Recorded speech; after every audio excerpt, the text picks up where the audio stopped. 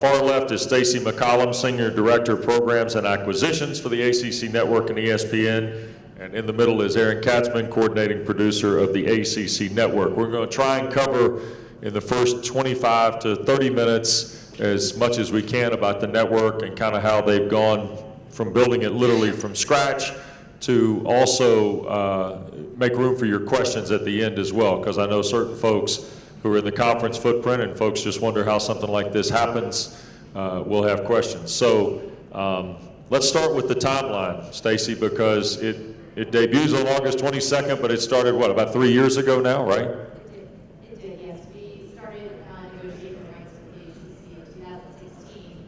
That was also before the network rights as well as extension of our multi-media rights agreement. So we've been at this for the last 3 years, working diligently on the content plan, hiring people. So after that deal got done, the first thing we did is go out and get a first distribution deal with Optimum, which is Altice, the old Cablevision on the New York corridor.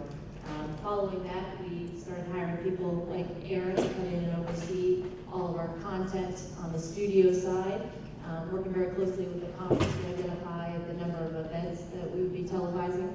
And we continue that process. And so right now we're very much in the middle of digging a little bit deeper around the studio shows that will be coming out around the launch of the network, developing plans for long-form programming. We announced last week a series with Clemson, All Access series. It's the first series that Clemson has done of this type, so we're really excited about the opportunity to bring that to ACC fans and college football fans alike. And then we'll continue over the next 60 days really building that momentum. The other big piece is obviously continuing the conversations with distribution partners. So as we sit here today, we have 6 distribution deals done. We've got more to do, and these things often come down to the wire, but we're really focused on that. We're very optimistic about where we sit in our current position, where we'll be when we launch the network on August 22nd. Aaron, what can you say about the timeline from your chair? I jumped in end of January, and it's been diving into the deep end of a pool. But Stacie and those who were around well before me have created a tremendous footprint. And our base, when I came in, it was like we were up and running already. It's been incredible. Yeah, I just want to say it's nice that we've had the runway, and we certainly have experience in launching networks. When we did the deal in 2016, we immediately rolled out ACC Network Extra, which is a live event digital platform. So more than 1,000 ACC events have been shown on that platform each year since we launched. That will continue. So we have a little bit of a runway, obviously, to get started. Even though we have those 3 years, it's still going to come down to the next 60 days. Are going to be pretty crazy as we finish building out the plan, but it's an incredible time. Everybody in this room knows the cable industry and landscape is changing, so to have an opportunity to launch a network with a partner like the ACC is an incredible honor. Stacie, we hear a lot about like access to live sports, the emergence of sports beyond the ones that are football, men's basketball, if you will.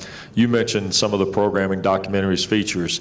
Is that the core of any network, or is this one different or particular for another reason? So we're really been lucky. We kind of fell into some access and some conversations we had with Clemson, and the result was this series. We have a great team on the ESPN film side who's producing a documentary on Coach K's 1981 class. We announced that at the men's basketball tournament. Coach K has been very involved in that. Jay Billis is also an executive producer. He's been very involved in that as well. So we've just kind of fallen into access, but access is what we are calling one of the tent poles of the network. We've got some other schools that are ready to play ball with us and get on board and do some things I think that we haven't seen in some other places. ESPN as a whole really stresses quality storytelling, and so we've taken that to the next level, and we've even built our staff in a way that will allow us to tell those quality stories and really focus on features and access alongside innovation as another tent pole. We know that ACC fans are very young, they're tech savvy, they're the most young of all of the conference fans, so we really want to lean into that. So you'll see a lot of innovation and access, and we think that attracts a younger demo as well. Great thing about having you guys here is also we get to answer some questions that maybe some of us that work in the footprint get hit with on a regular basis. Maybe the one that is most surprising to general fans is that the ACC Network is essentially going to be headquartered in Bristol, but there's some real logic behind that. I mean, Aaron, I guess I'm going to let you handle why Bristol is the fit for the ACC Network, and I think folks think, well, ESPNU and the SEC is in Charlotte. Well, really, it's just the SEC that's in Charlotte. ESPNU's gone back to Bristol now, right? So why Bristol for the ACC, and why is it going to be successful from that chair? It seems like a perfect fit. We have the opportunity in Bristol to have more infrastructure. We've taken a studio, blown it up, and are making it our own. It's going to be a state-of-the-art, really nice studio. Control room, from a technology perspective, gives us more ability to do things in Bristol. And I think an underrated part of being in Bristol is the access we're going to have to current ESPN talent that are in-house, whether it's an NFL person who went to an ACC school or a basketball person who went to an ACC school, that we can say to them, hey, pop over to our set, help us out on this show, and it just adds more to kind of our brand.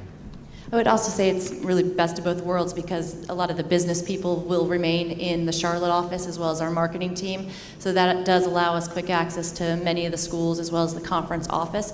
And plus, technology continues to just shrink the distance between different places. And so as we look at how we're connected to all of the schools as well as Bristol, we see this as being as best of both worlds. And if we need an opportunity in Charlotte to bring somebody over to do an interview, whether it be at Media Days or another opportunity, we have a space in the Charlotte facility that allows us to do that.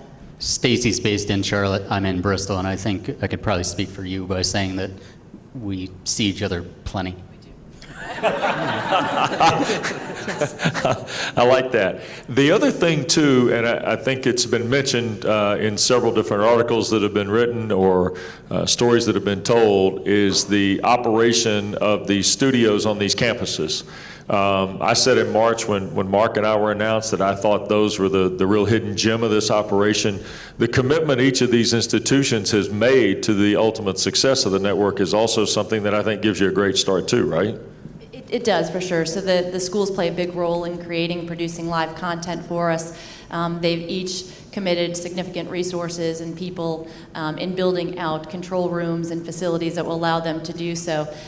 So we are partnered together in this. We are both 50-50 in this, and so the schools have been fantastic partners so far, and I think we also believe that we're providing a unique opportunity for the schools, and that, you know, tomorrow we bring a group of people from across all 15 schools up to Bristol for 2 days for a production summit, so they can get the opportunity to continue to develop their skill set, work with people from ESPN, get exposure for people from ESPN, and then as we've seen this play out in some other places, the pipeline for young talent coming through these school control rooms is a benefit to ESPN, and so we found that this model works really well for us. It also gives us an added bonus, which is the ability to be on campus and have a presence on each campus with bureau cams. So we'll have a camera at every school where players or coaches can literally walk from their office, sit down, and do an interview with our talent back in Bristol. So it will give us the added bonus of on-campus presence.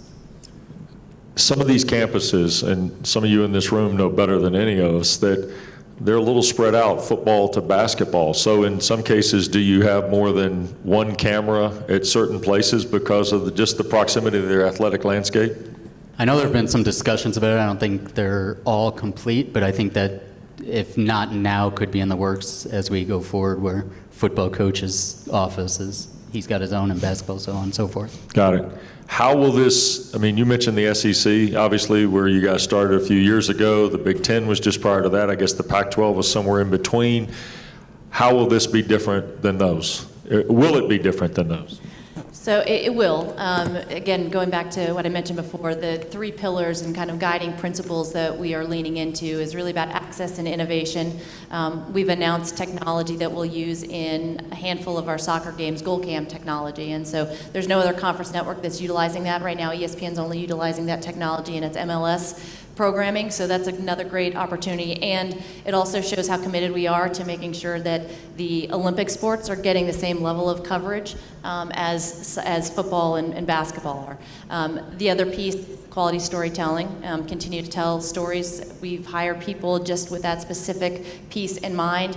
And the third pillar is we're going to own basketball. And so even during football season, we want to be talking about basketball. It is ACC. If we're not talking about basketball, I don't think we're doing a service to fans. We want to super serve fans. And we also want to make sure that we're talking about the depth of all of the sports. There's 27 varsity sports across the ACC. We're going to be talking field hockey. We're going to be talking fencing. We're going to be talking about lacrosse. It's really important. We know that this fan base, more than, again, other conferences, are fans of beyond football and basketball. This fan base, they watch baseball, they watch softball, they watch field hockey, and we want to make sure that if you're coming to our network, we're giving you everything that you're expecting and showing you the sports that you want to see. If you just look at the past calendar year, the success that this conference had in all sports is a clear indication of one way that we're going to be different. And then another big way is we've got Mark Packer and Wes Durham. I don't know that makes us better, but it's different. Everybody has a moment of weakness. Well, okay, how involved then has the ACC been in helping you with programming ideas, talent ideas? I mean, obviously they've had a long-running basketball package. The football package is 30-odd years old now, 35 years old. How helpful has that been in converting to this?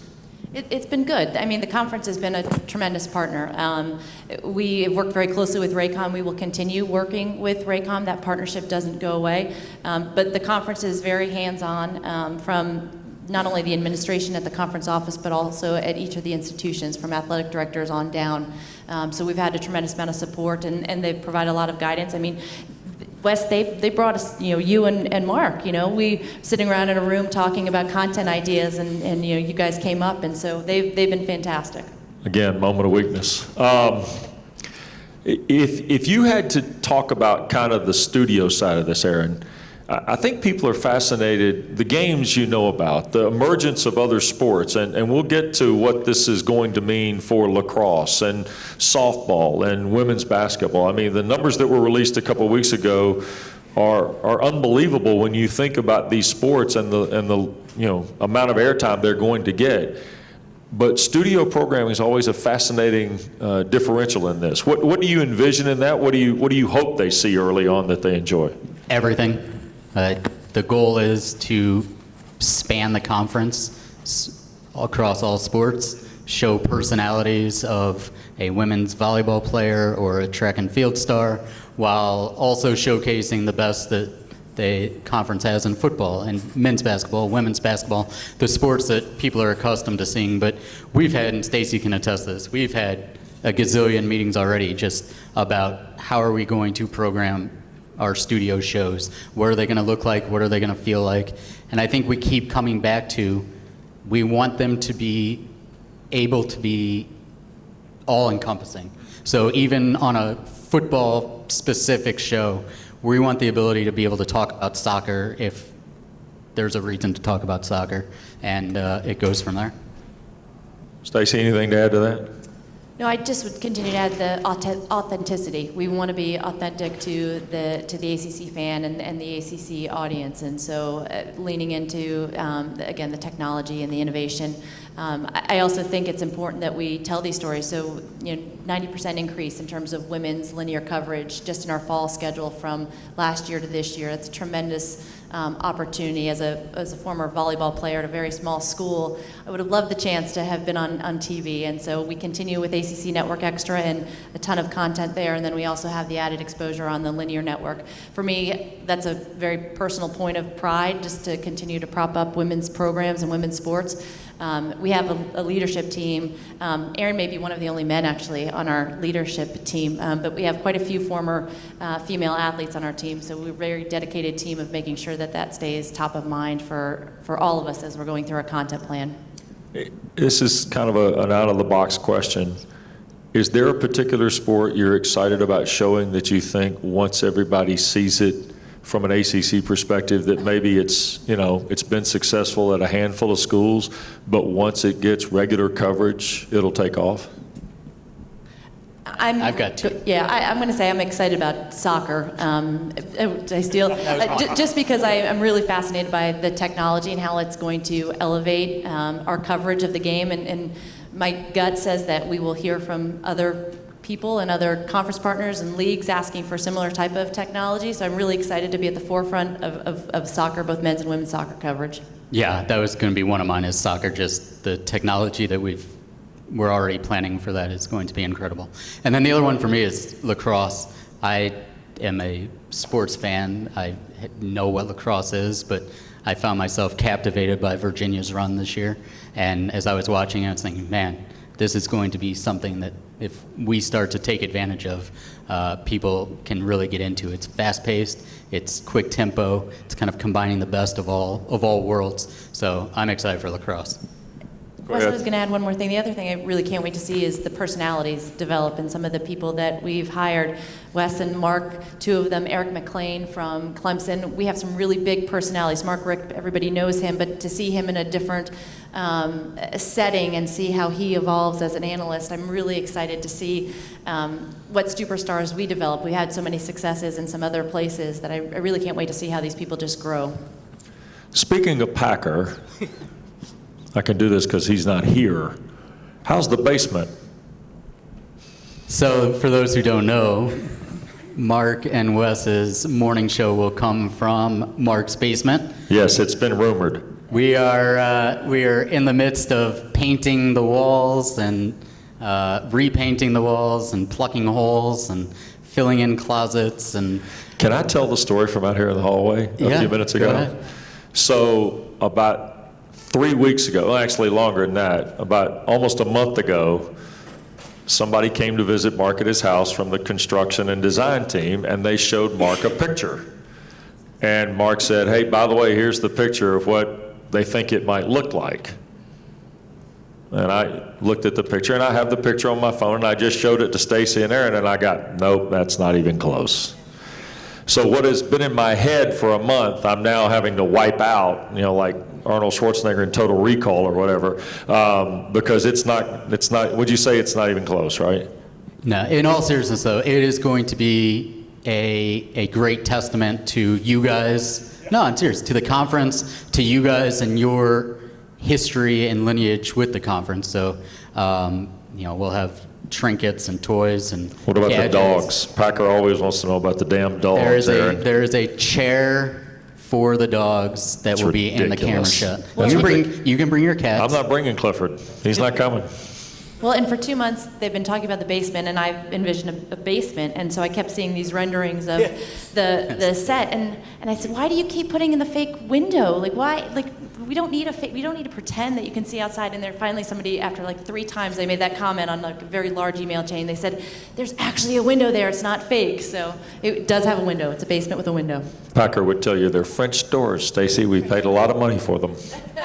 Wes is still negotiating his parking spot in Mark's driveway. Damn right, because Tom Luganbill keeps trying to take it. All right.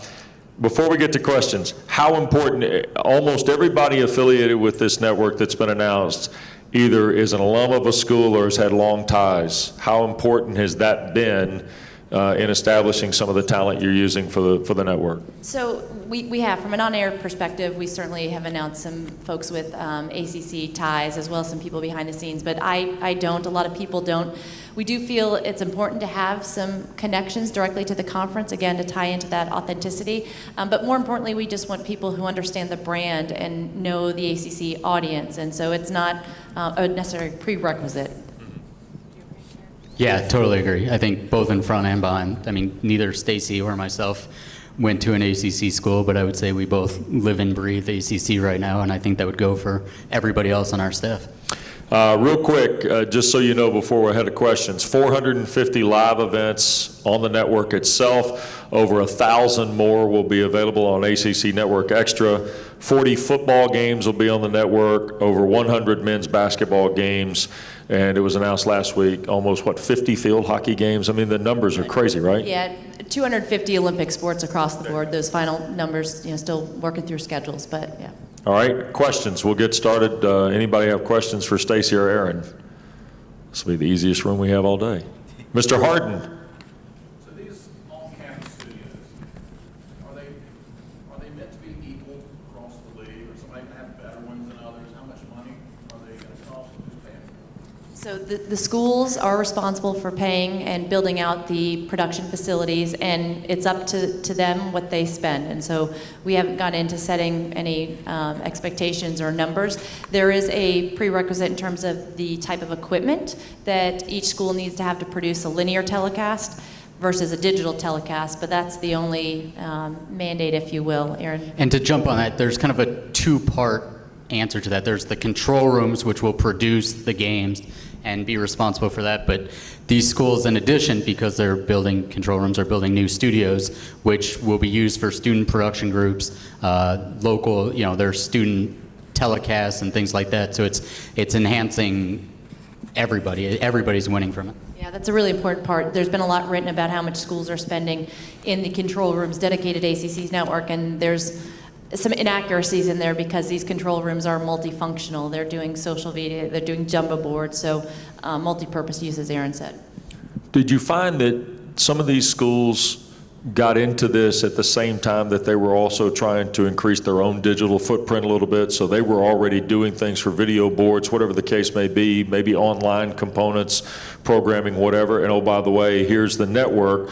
Did y'all kind of hit it at the right time, I guess, in the development of these? We did. We had several deals in place with many schools for ESPN3. Many of the schools were already producing live events for us from their campuses. Florida State was one that comes to mind. It was very early on board. Other schools were doing different levels of productions. Everybody was doing video boards, but people have come on at kind of different phases. And as I've kind of gotten into this, going to some schools, there were schools that were overproducing for what their facilities could hold, and they were maxed out. So this is almost an excuse to enhance and grow and develop their facilities as well. And I think a pretty amazing stat is we're not even on the air yet, and schools are already producing linear content for ESPNU, for ESPN2, and so we've been able to partner with these schools already and utilize their facilities, and so it's been a tremendous partnership. And the level with which these schools are producing, to the fan at home, you won't know whether it's somebody from our team or somebody from their team sitting in the control room producing these games. Go Joe here, and then we'll circle back. Joe. From a content perspective, for when you do like the Clemson All Access or the class that saved Coach K, other coaches, other programs, fans can be petty about these types of things. So how do you balance what some people might view as, well, here's just free promotion for K's programming, and when ESPN has plenty of that in their opinion? We want everyone to call us and email us and say, we want to be on and we want to do access with you. And, there is a ton of network time. We're 24/7. If a school or a program wants to do something with us, we're going to be able to find the time to do it. And if it's not immediately out of the gate a series for everyone, it's a feature. It's different elements. As Aaron said, we've got, I think it's 8,760 hours to fill. There's a lot of programming, and so we are open. So we hope that that's our problem, that we have people knocking on our door asking for opportunities to do these types of things. Caroline. Having the SEC network as an example, what was the biggest takeaway learning from bringing the SEC network into the fold and then looking at the Big Ten, and also what do you see as the biggest challenge remaining in the next 60 days? So in terms of learnings, we've launched many networks, so there's been a lot of learnings from the SEC network as well as other networks. I think the biggest one is more to do with the overall cable landscape and how we are just adjusting as we think about programming and entering into some of those distribution conversations. So we've just had to be more thoughtful maybe than we've had in the past in terms of how we schedule to help create demand, programming that we know is going to help create demand. It's fantastic. Clemson is a great football story and a national champion, but it's also a really important piece of content for some of our distribution conversations. In terms of the biggest challenge moving forward, I think it's just continuing to create that drumbeat. So we've had a couple of good announcements. We've got some things coming down the line as we get closer to football kickoff. So how do we keep that momentum after we launch and making sure that we're carrying through with our mission throughout year 1, year 2, year 3? Yes, sir. Straight back. You mentioned trying to build 24/7, 365. There are a lot of schools, or a number of schools within the ACC footprint that have relationships with ACC schools, compete with them, particularly in Olympic sports, and produce linear level content. Has there been any discussion about ACC schools on the road taking, and they're already affiliated with ESPN, they already have program agreements with ESPN. Is there any consideration of taking some of those road events and bringing them onto the ACC network to help fill up that 8,000 hours that we have to fill?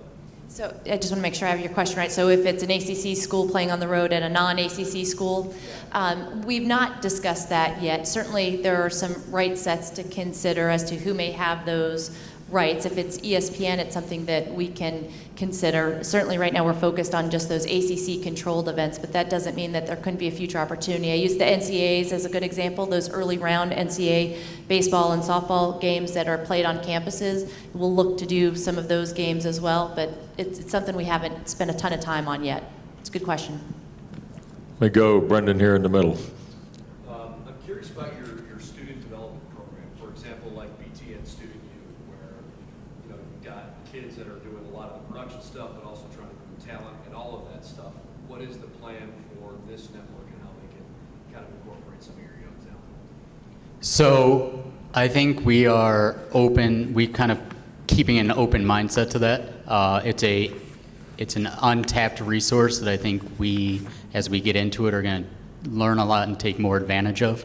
But I think I've referenced before kind of being on campus and having the on-campus presence, and I think that something like that is a great example of how we can utilize students as needed, or the local production teams as needed when we want the feel of campus.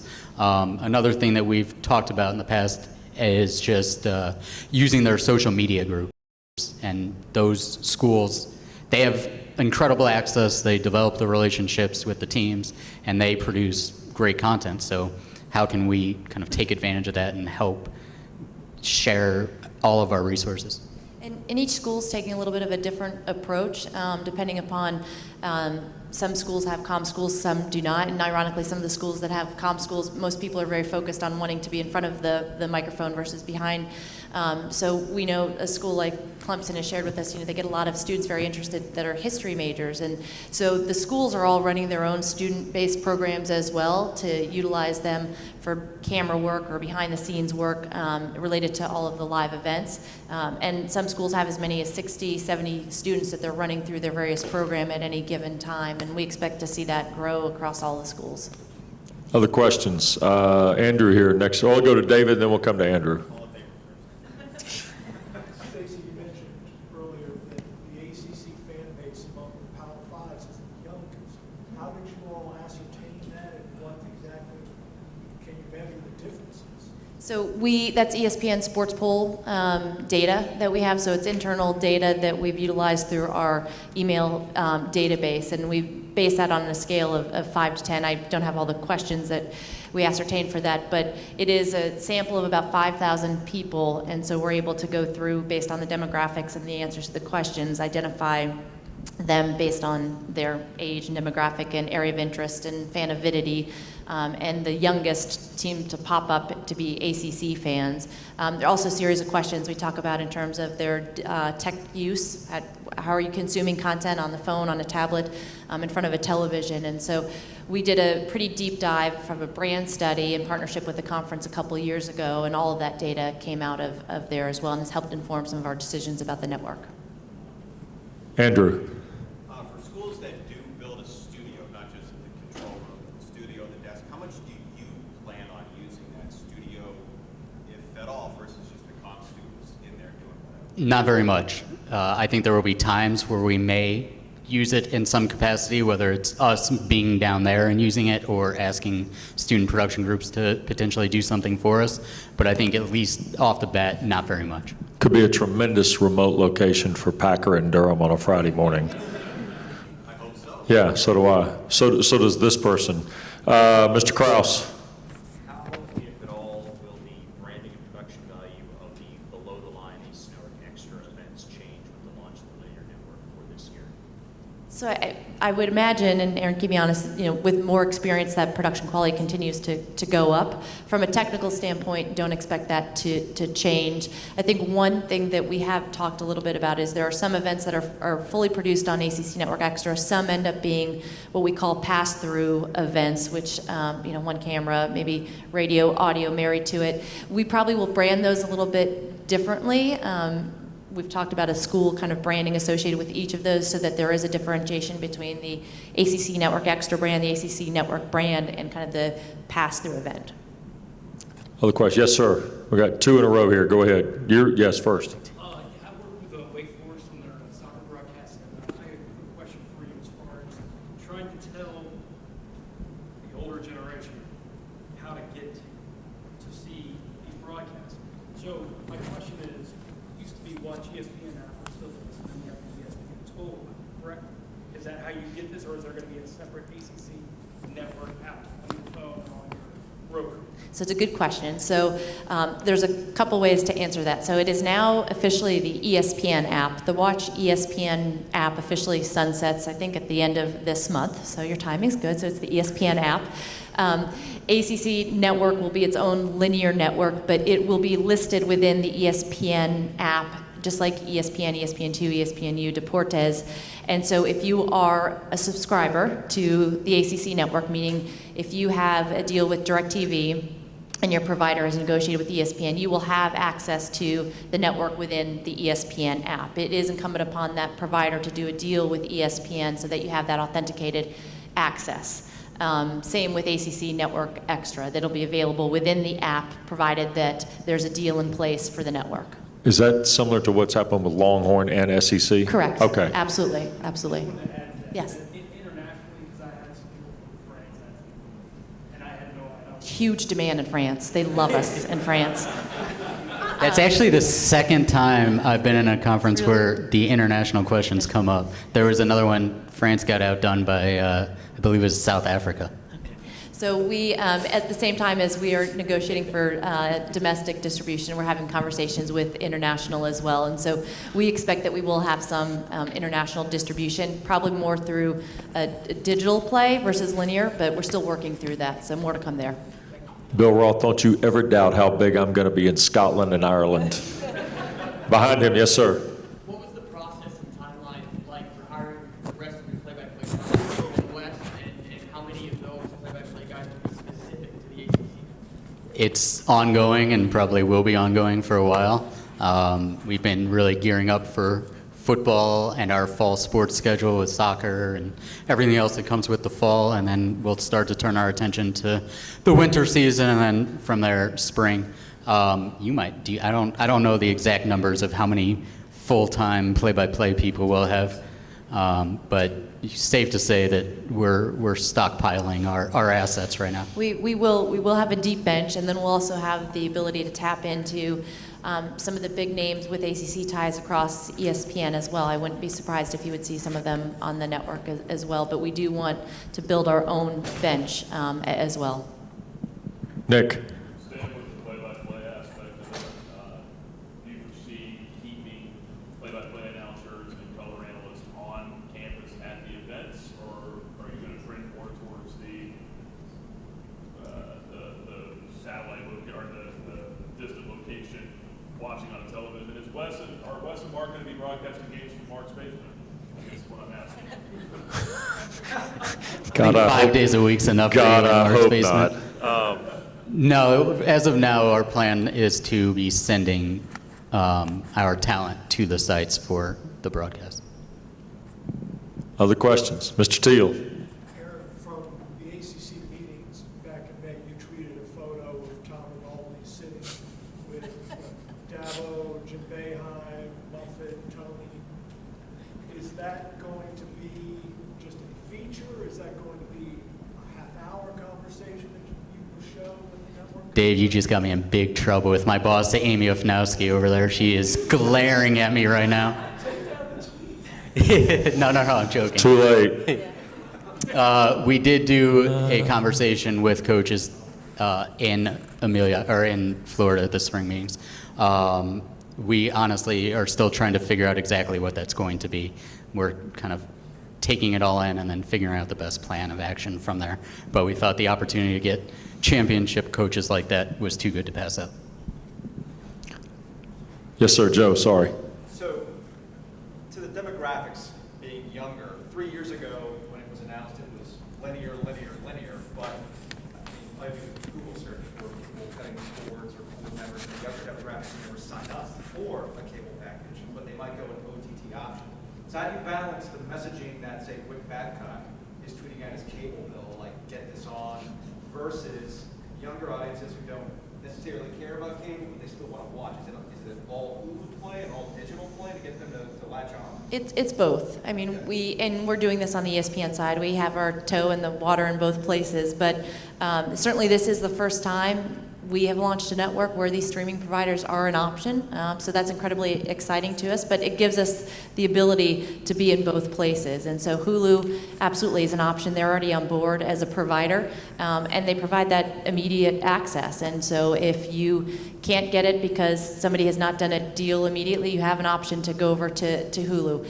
The price point, as you know as well, for somebody like Hulu, Sony, PlayStation, they also tend to be very attractive to the younger demographic. And then we also know that sports keeps people tethered to it. So we do know that while the cord has been cutting, we're seeing a plateau, and we're still seeing people actually come back into the ecosystem as they re-engage, particularly around sports. And all you have to look around, whether it's YouTube TV, whether it's Hulu, whether it's Sony, sports is where they're activating and where they're spending their advertising dollars, because they know that that's an opportunity to get in new customers and consumers.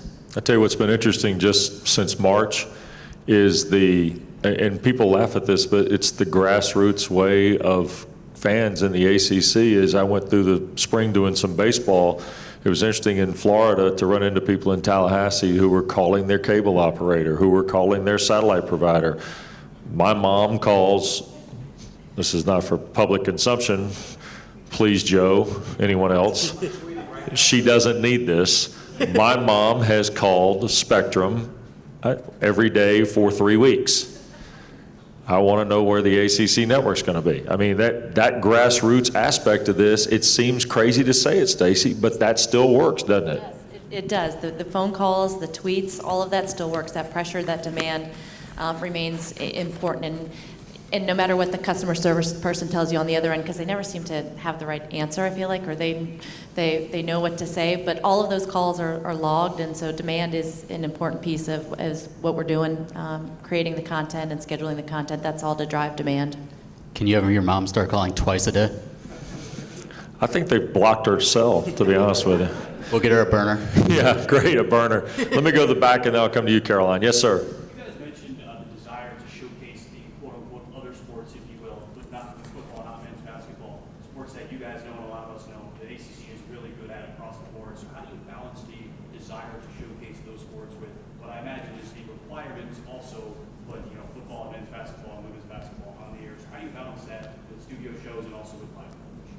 It's a delicate balance, and certainly, with 450 events, and we'll probably exceed that a little bit.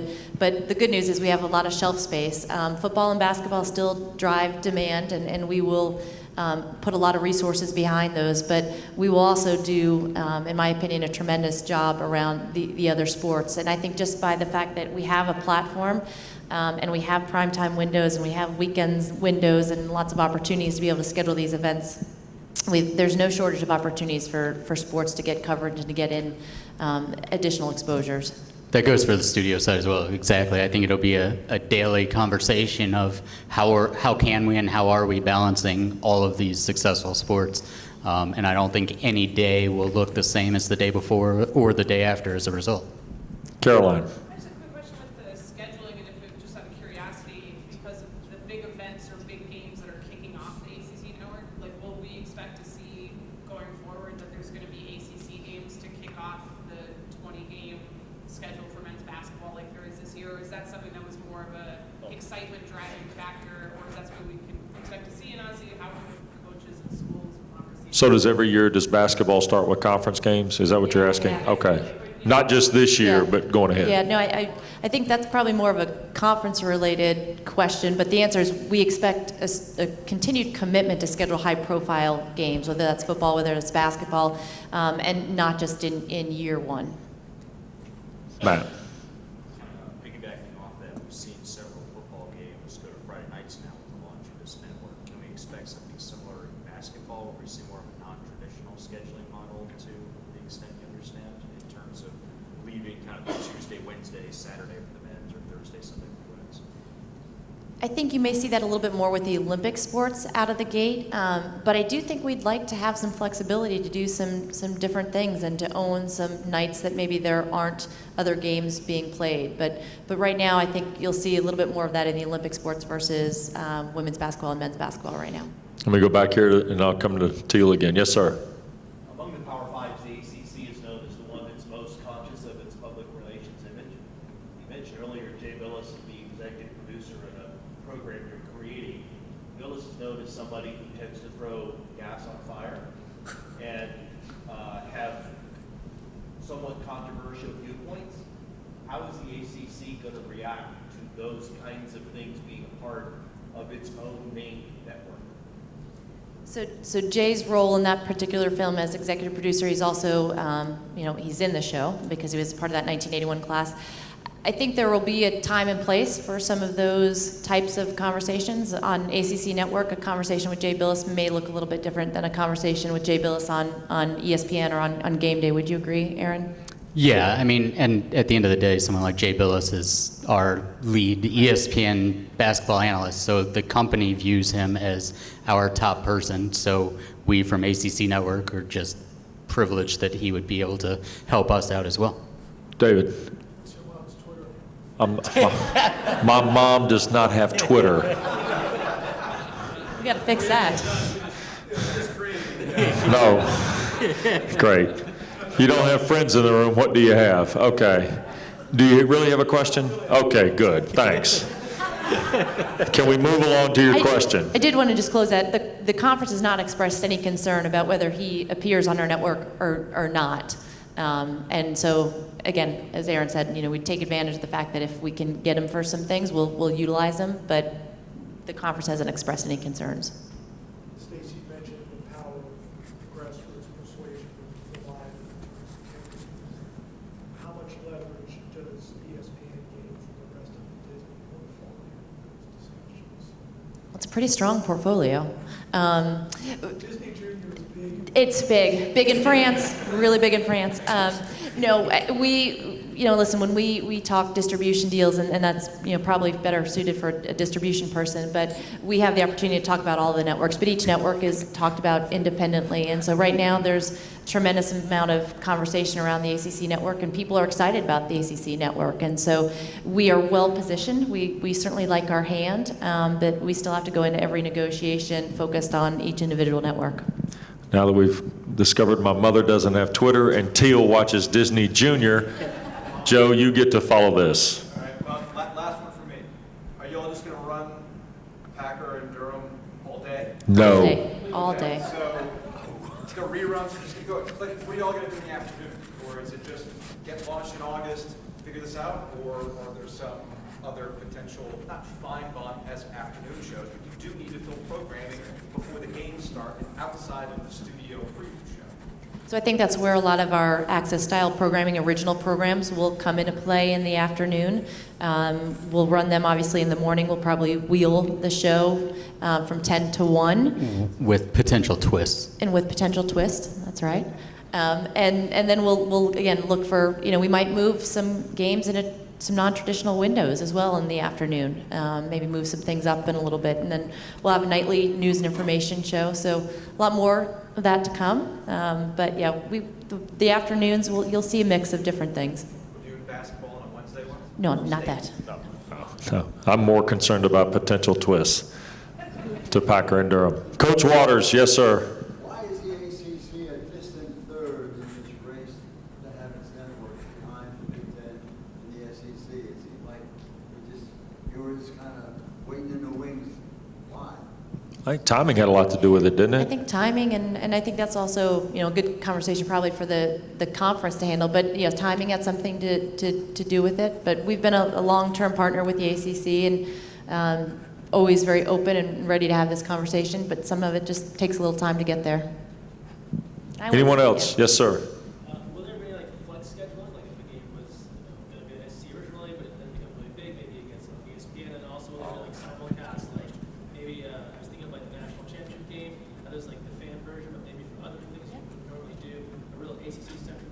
Yeah, I think all those things are on the table. You know, there's some challenges with flex scheduling. We want to walk a little bit before we run there and working with the conference on that. But I think we'll look at all of that. That's all on the table for conversations. And certainly we will look like we do on some other networks to maximize opportunities across all of our platforms. So if there's an ACC team in the national championship game, we hope to be doing something unique to an ACC fan.